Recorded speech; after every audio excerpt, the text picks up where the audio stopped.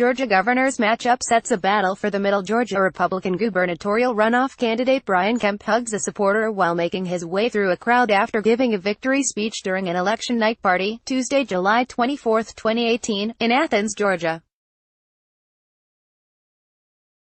AP photo, Jen Amos, Atlanta, AP. With the Georgia governor's race now set, the contest between Republican Brian Kemp and Democrat Stacey Abrams becomes a question of which candidate can move beyond their partisan bases to capture the electoral middle in this emerging battleground state. Kemp, a two-term Secretary of State backed by President Donald Trump, hardly moderated his approach as he celebrated an overwhelming runoff victory Tuesday. After a campaign featuring guns, chainsaws and his smiling pledge to round up criminal illegals in his pickup truck, the newly minted Republican nominee painted Abrams as a radical leftist threat to Georgia values. Abrams, a former state legislative leader, isn't a radical by any conventional definition of U.S. politics, but she's run an aggressive campaign to energize the Democratic base by pledging to expand Medicaid insurance and spend more on education, infrastructure, and job training. She also backs tighter gun restrictions, abortion rights and removing Confederate monuments from state property. Her effort to become the nation's first black woman elected governor has made her a national political celebrity.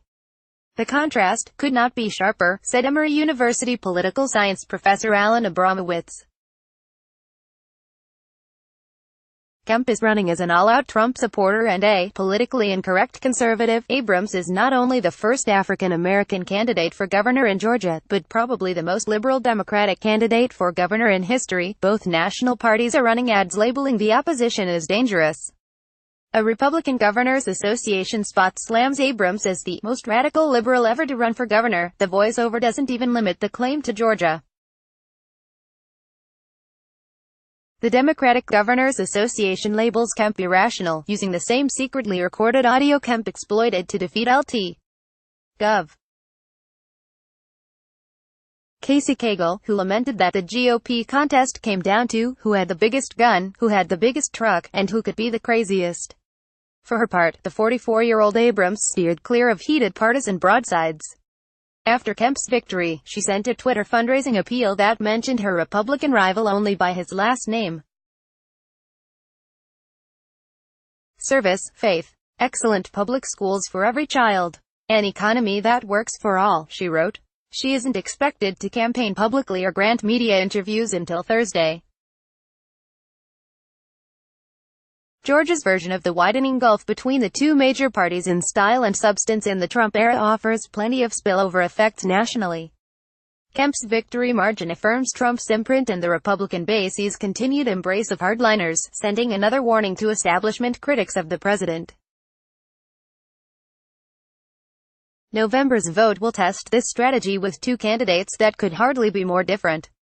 Will a Deep South state, led by white male governors since 1776 and not long removed from having Confederate insignia on its flag, elect a self-declared progressive black woman from Atlanta as its chief executive? Or will an increasingly urban, diversifying state, now the eighth most populous and home to the Coca-Cola Company, Delta, Home Depot, UPS and the 1996 Summer Olympics, embrace a brash, chainsaw-cranking Republican who pretended to intimidate his daughter's boyfriend with a shotgun in a campaign ad? Kemp credited Trump's late endorsement for sealing his victory, and Trump tweeted his congratulations on Wednesday, urging Kemp to go win against the open border, crime-loving opponent that the Democrats have given you. It was trademark over-the-top rhetoric. Abrams has criticized Trump's immigration policy but has never advocated open borders. She also worked with outgoing Republican Governor Nathan Deal on a criminal justice overhaul that earned broad bipartisan support. And Wednesday evening, Trump tweeted a new, "Thank you, Georgia. They say that my endorsement last week of Brian Kemp, in the Republican primary for governor against a very worthy opponent, lifted him from 5 points down to a 70% to 30% victory. Two very good and talented men in a great race, but congratulations to Brian." Before Trump's endorsement, public polling late in the race suggested Kemp had the advantage by a relatively narrow margin. While Kemp had momentum on his side nearing the end, his nearly 70% winning margin surprised many. Trump won Georgia by less than 5 percentage points in 2016, a closer margin than elsewhere in the South, and Democrats argue his support is softer among more affluent, educated Republicans and independents, giving Abrams an opening as Kemp copies the Trump playbook. The craziest Republican emerged, Washington Gov. Jay Inslee, chairman of the Democratic Governors Association, said in an interview. Inslee called Kemp a sycophant for Donald Trump, and said Abrams offers a real economic agenda. The DGA recently steered $250,000 to the Georgia Democratic Party for its fall efforts. No Democrat has won a race for governor or senator in Georgia since 1998, and no Democratic presidential nominee has carried the state since 1992. But in the last decade, GOP nominees in those races typically garner no more than 53% of the vote. Both nominees have weaknesses. The personal data of millions of registered Georgia voters was twice compromised during Kemp's tenure as Secretary of State. Kemp blamed an employee and the contractor running the state's election system.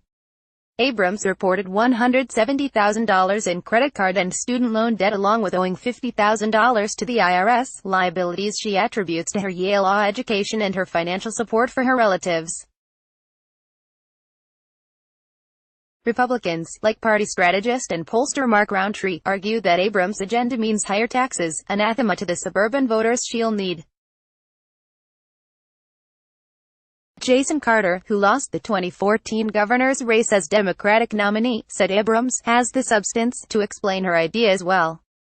The question, he said, is whether Abrams can connect with enough voters personally to capitalize on the historic nature of her candidacy without being consumed by it. Follow Barrow and Nadler on Twitter at https://twitter.com/Bill Barrow app and https://twitter.com/BenjaminRNadler.